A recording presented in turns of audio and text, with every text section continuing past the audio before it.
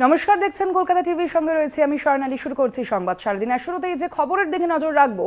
চা খেতে বেরিয়ে পথ দুর্ঘটনায় মৃত্যু এক ব্যক্তির। পিছন থেকে গাড়ি এসে ধাক্কা মারায় দুর্ঘটনা।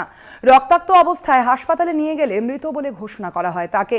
নিউ টাউনের আনন্দপল্লীর এই ঘটনা। চা খেতে বেরিয়েই পথ দুর্ঘটনায় মৃত্যু এক ব্যক্তির।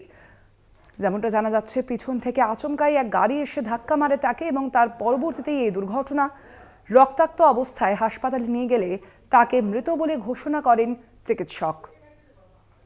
নিউ টাউনের আনন্দপল্লীর ঘটনা এটি। চা খেতে বেরিয়ে পথ দুর্ঘটনায় মৃত্যু এক ব্যক্তির। পেছন থেকে গাড়ি এসে ধাক্কা মারায় এই দুর্ঘটনা। শাকিল মুস্তাক প্রতিনিধি রয়েছেন ফোন লাইনে। শাকিল, কিভাবে এই দুর্ঘটনা, কি জানা যাচ্ছে?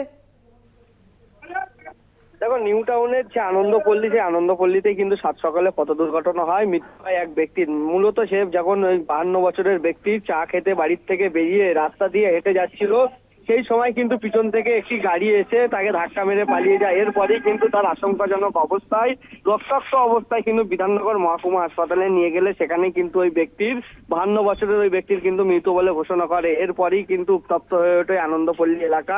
এরপরে ঘটনাস্থলে পৌঁছায় নিউ টাউন থানার পুলিশ। গোটা ঘটনার কিন্তু তদন্ত করছে নিউ টাউন থানার পুলিশ। ধন্যবাদ তোমায়। আমরা কথা বলছিলাম, ফোন লাইনে ছিলেন প্রতিনিধি শাকিল মুস্তাক।